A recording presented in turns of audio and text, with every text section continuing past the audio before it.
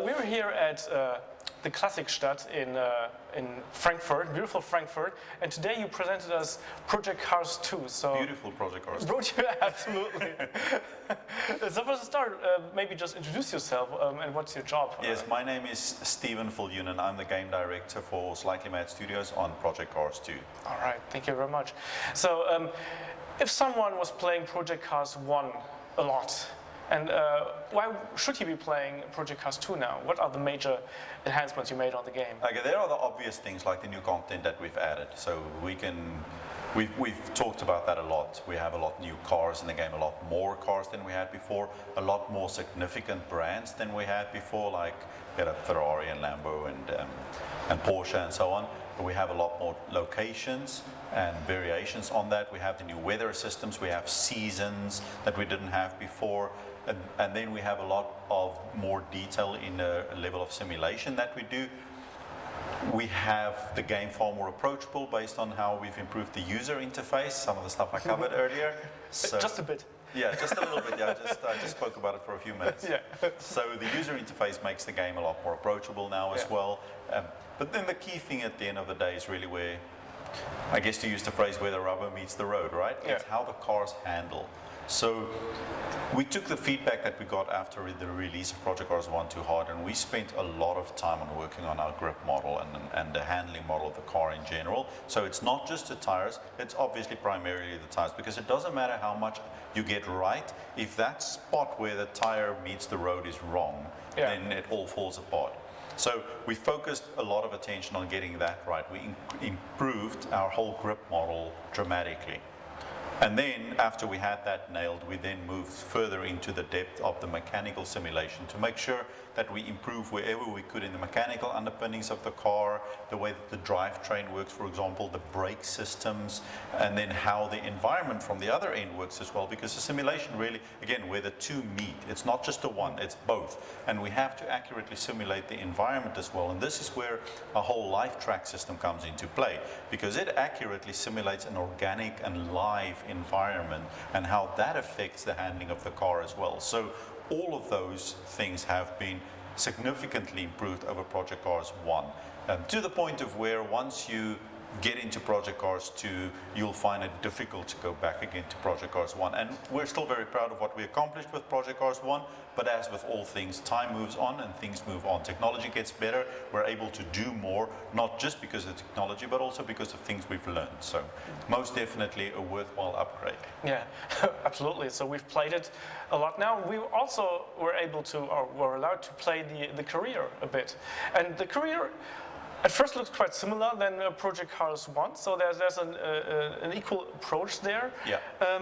But still there's something different in there. So tell us what you made some major changes there. So the two major areas that we had to improve in the career is, first of all, in how we present the career.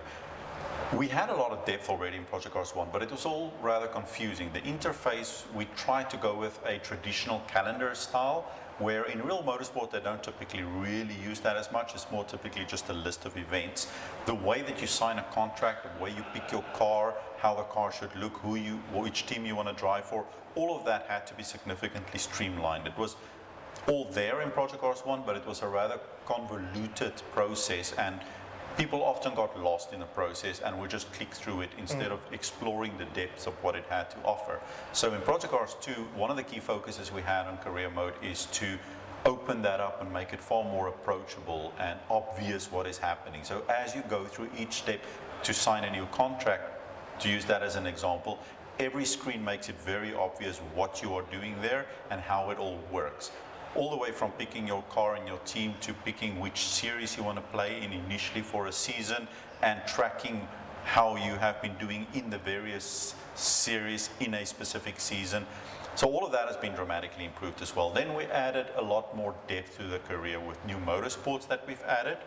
So now you have the rallycross in there as well, you have the touring car branch. So, and then in all their existing motorsport branches that we had already, we've added new motorsports inside those disciplines, like you now have IndyCar, for example. Of course, you have the Rally World Challenge and a bunch of other new motorsports.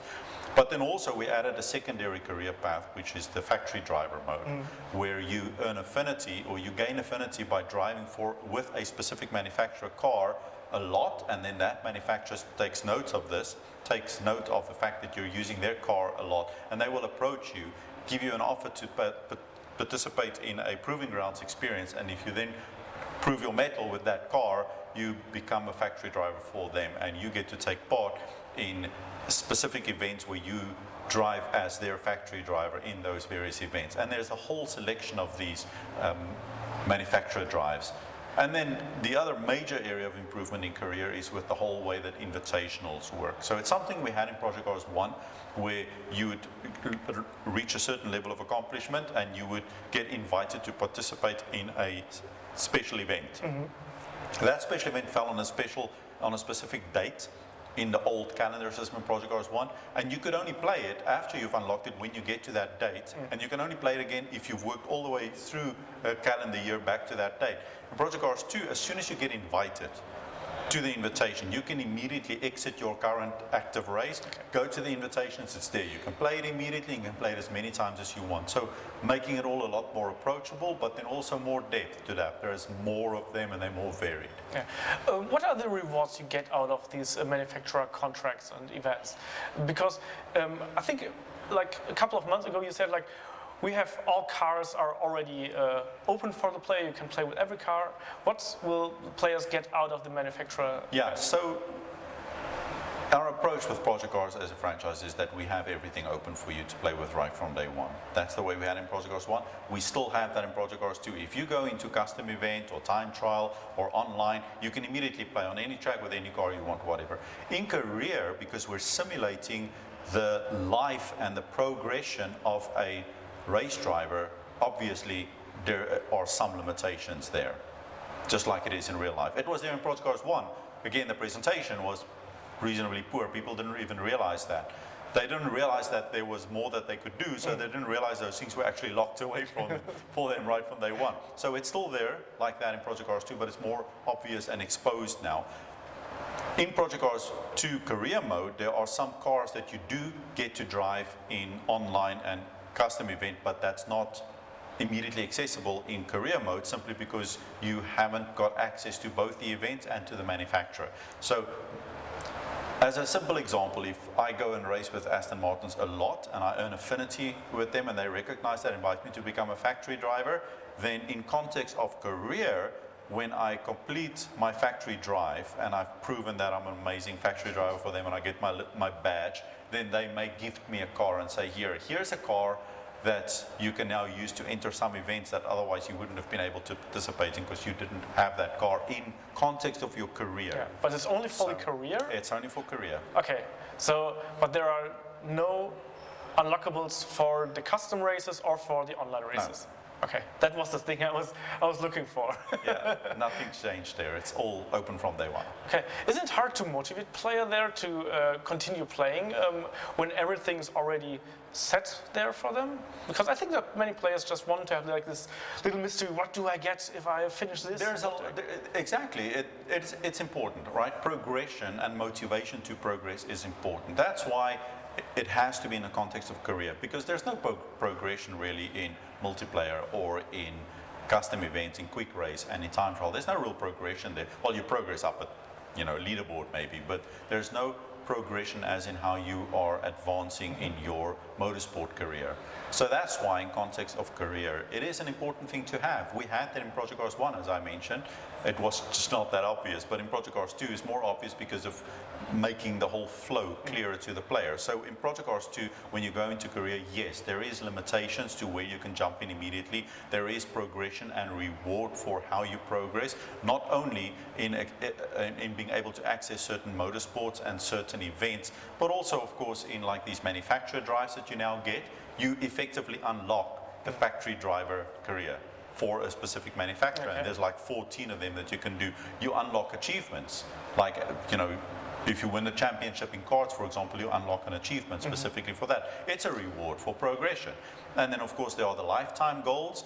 We had something similar in Project Cars 1 called historic goals. In Project Cars 2, they're back and much improved as lifetime goals. And these are the overarching progression goals that you want to attain, right? Yeah. So you want to be able to say you've won those 3 key championships at these 3 locations and so on. So yes, in career, it's all there. It is an important thing to have, as you rightfully said, and we make sure that it's there and accessible to the player to enjoy it.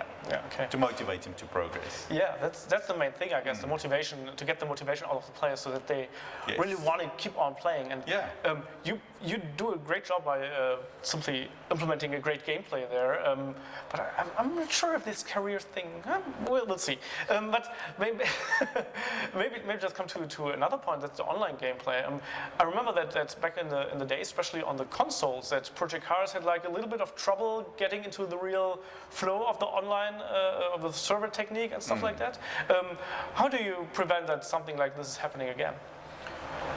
With Project Cars 2, we've improved our online code a lot. So the whole experience is smoother than it was before. There are some things we cannot do anything about. If your connection drops or your connection becomes inconsistent, your car is going to jump around, or the other people's. There's nothing we can do about that. There's some technological limitations that there is simply no way to work around.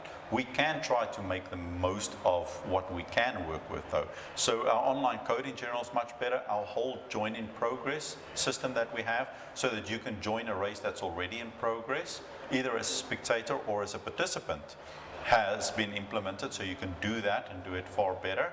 As well, it's smooth, it's a smooth experience. And then of course the ranking system that we now have in multiplayer, that's a big deal. Yeah. Because this is the one gripe that a lot of people have with multiplayer, and they just, it's the one thing that causes people more than anything else to give up on a game, is when they go online and have unpleasant experience because there are people out there who just drive like idiots and think it's very funny. Right? So now, with the ranking system, we filter that out. You will automatically be match-made with people who drive like you, who play the game like you, and who is a challenge for you. It's optional, as with almost everything else in our games. You can go in and turn it off or turn it on or tweak it, but it's there as a great tool for you as a player to use. Yeah. So if I'm at first like playing like an ass, say it like this, and later on I was like, okay, now I'm going to drive like a real good boy and be really good. Is that something like a rehabilitation program for a bad Project Cars driver? Well, you're going to need to prove yourself. That's it, right? You're going to. What's the expression that that trust is easily lost but difficult to claim back? It's just a matter of you're going to need to prove yourself. So you're going to need to go out there and race cleanly again. Do races where, and it's not. Because remember, it's an optional system, so it doesn't mean you're always locked out of events where other people are racing cleanly. And you can always start a server. Yeah, true.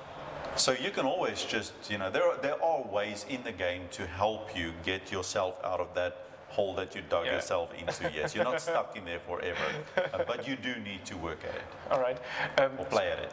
Yeah. Speaking of fairness, your AI is also, they have like an aggression marker there, where you can actually adjust. But still, when I've tried a bit out, I've tried like real low and real high, and I felt like under 50, they're like, they're pretty aggressive, and above 50, they're like really crazy and driving like I don't know what. How difficult is it to balance this thing? Because I feel like they could be a little bit calmer and tamer. It would be very easy to balance if we somehow magically knew exactly what every player is going to do. Okay. Sure. When you race in real life, if you're a professional race driver, there is a racing etiquette that you follow. You don't just swerve across the driving line or brake too early. When that happens in real life, I remember very vividly watching a Formula One race where Michael Schumacher and David Coulthard got into a fist fight because David Coulthard braked earlier than Michael Schumacher was expecting him to, rammed into his back, took both of them out, and it was a big fight going on. It's because it wasn't Michael being over-aggressive, it was because David Coulthard didn't drive as he was expected to drive. So there's nothing we can do about that. People will play the game in their way, they will swerve across the driving line, they'll brake too late or brake too soon. If an AI is busy trailing you and he's like looking for an opportunity to overtake and suddenly you brake, he's going to slam into you. So that's not necessarily a bad thing, it's realistic. It may annoy you as a player, but it's how it works in real life. If you drive with proper race skill, then it'll happen less often. Then there is the other aspect, and that is that when you are racing properly, you still find an AI will poke his nose in where he shouldn't, or he would try to overtake in a place where it's really not appropriate, or he would just simply bump into you. Those are things that we continuously work on.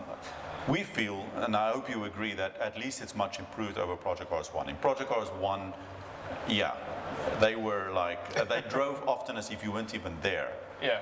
At least that part we've certainly addressed. It's an ongoing process though, and we won't stop. Okay. We will keep on working, every iteration we'll keep on working on our AI to try to get them to the point of where they become completely indistinguishable from human drivers, from good human drivers, not the ones who go online and crash into everybody, right? But at the end of the day, the other aspect, there's very little we can do about that. We work on our AI avoidance code system to try to get them to the point of where they'll do their best to avoid you when you're doing weird things, but there's only so much you can do there because they still operate within the realm of simulated physics. Mm-hmm. At some point they're going to slam into you. Okay. I hope that answers some of your concerns. Yeah, I think so. Okay. A final question. This year is a good year for racing fans. There's a lot of big games coming out, especially in the winter season. So why should you buy, or why should a player buy Project Cars over some of the other games they got on the market? Project Cars as a franchise is owned by us as a developer. So we at Slightly Mad Studios have been developing racing simulators for the better part of 15 years now. And we take great pride in the effort that we put into the titles. And we understand also that when you're working for a big corporation, especially a multinational corporation, it's not that easy to make changes to a franchise and dramatically improve it in certain areas or whatever because of how things work. Because we're a relatively small development team, we have a lot more flexibility in how we can change things and how rapidly we can improve things. Even though we're a small team, we have that flexibility which gives us that extra force. So with Project Cars 2, we feel we were able to make far more of an advancement than what we would have done if we were working under different circumstances or on one of the other franchises. So where the other franchises tend to be more a generational improvement, ours is more of a significant advance because of all the new motorsports we added, the advances in all the other areas that I spoke about, like the physics and so on. We feel that if somebody's played Project Cars 1 and they move on to Project Cars 2 and then compare Project Cars 2 to the other games out there, they will find that it's a far more total package and an enjoyable package than what the competitors often offer. At the end of the day, it's up to the gamer. They need to go out there and play and decide which they want to do. But we firmly believe that the right choice would be Project Cars 2. Okay. And we hope they agree. Okay, now last question. I lied. Xbox One X is also coming out like in November. What's your, as a game developer, what's your opinion about the Xbox One X compared to the PlayStation 4 Pro? Okay, so the first thing as a game developer, we always want more power. That's what I always hear. No matter what they deliver, we always want more. Yeah. It's never quite enough. That said though, the Xbox One X is a significant enhancement for us as a developer over what the original one was, and we're very excited for it. We're putting in a lot of effort to make the most of the hardware, and we want to make sure that people out there who've invested in Xbox One X and then gets Project Cars 2, that they will get the benefit of it to the max that we can push it. Okay. Will you buy one? Yes. Yes, I will buy one. Probably 2. All right, thank you. You're most welcome.